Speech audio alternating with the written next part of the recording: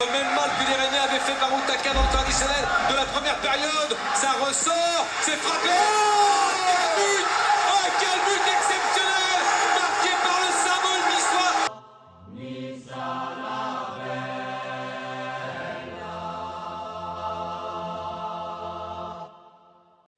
Patience et longueur de temps font plus que force ni que rage, disait Jean de La Fontaine dans Le Lion et le Rat. Et oui, 5 ans, c'est long, c'est très long pour le RC Lens en Ligue 2. Ce club mythique fait donc son retour au plus grand bonheur de ses supporters qui représentent à Bollaert l'une des plus belles ambiances de France. L'année dernière, le club est passé tout proche d'une accession en Ligue 1 en perdant au barrage contre Dijon. Cette année marque le renouveau du club, coaché par l'ancien entraîneur de la réserve, Franck Hez. Au coup d'envoi, les 11 joueurs sains et or alignés comptaient en tout seulement 304 matchs de championnat, soit 27 chacun en moyenne. A noter également que Seko Fofana, la recrue phare du mercato lensois en provenance de l'Udinese, n'est pas dans le groupe pour cause de blessure, tout comme Massimo Edera, le latéral gauche. Côté OGC Nice, 4 absents à signaler, Hicham Boudaoui, Miziane Maolida, Danilo et la pépite algérienne Youssef Attal. La formation du coach Vira est alignée dans un système classique au vu des matchs de préparation. Le 4-3-3 est choisi avec Schneiderlin en point de basse dans un milieu de terrain soutenu par Pierre Lesmelou et Thuram. La défense centrale 100% brésilienne est alignée. Claude Maurice prendra le couloir droit de l'attaque afin de laisser l'aile gauche à Gouiri.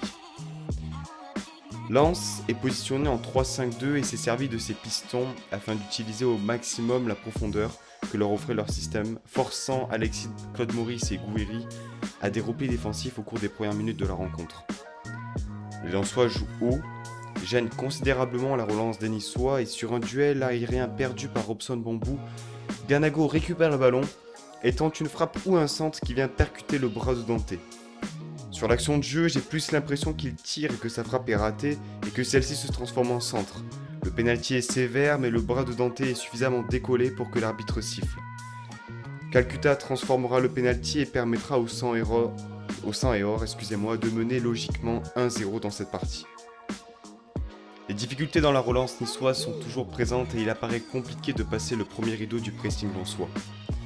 De plus, les phases de transition sont mal gérées et offrent peu de situations intéressantes aux joueurs offensifs.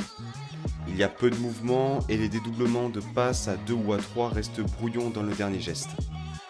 À la 20e minute, sur un contre très bien mené par les Lensois, Calcutta décale Sotoka qui ajuste un centre parfait pour Ganago qui est un poil trop court pour mettre le deuxième but qui aurait fait beaucoup de mal à ses anciens partenaires. À la suite d'un beau mouvement initié de la défense, Thuram trouve Dolberg en remise qui décale Gouiri.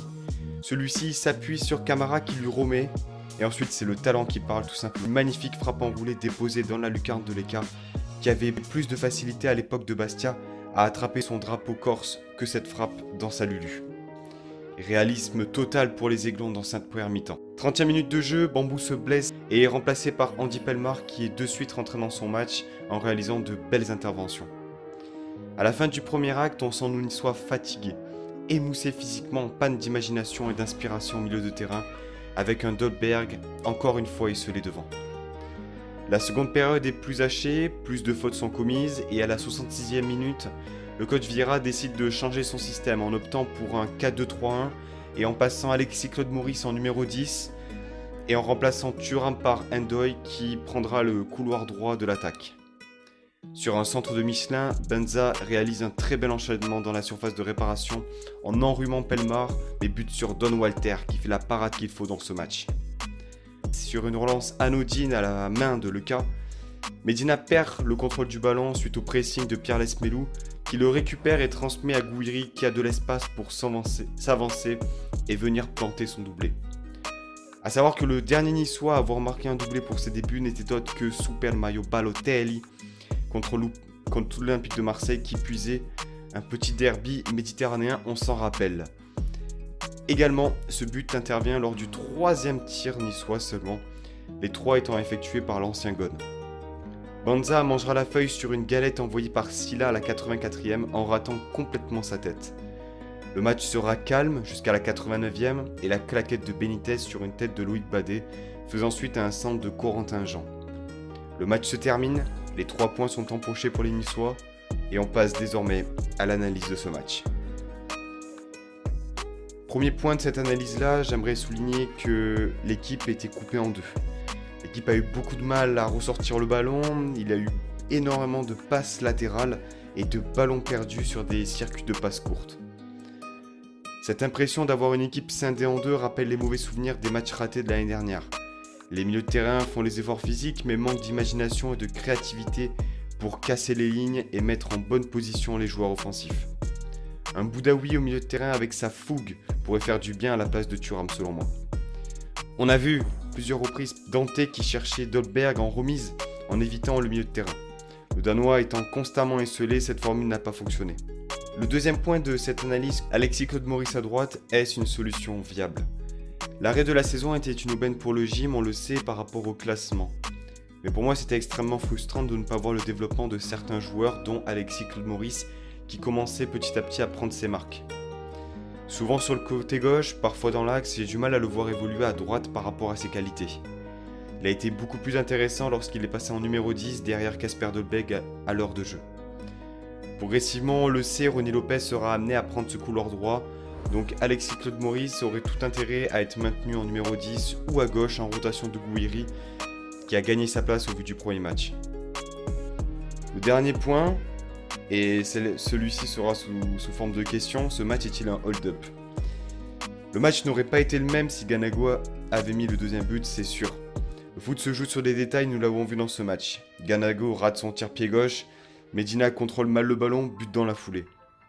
Dans la production de jeu et la maîtrise, l'OGC Nice ne mérite pas la victoire tant ils ont semblé manquer de fraîcheur et de sérénité par moments.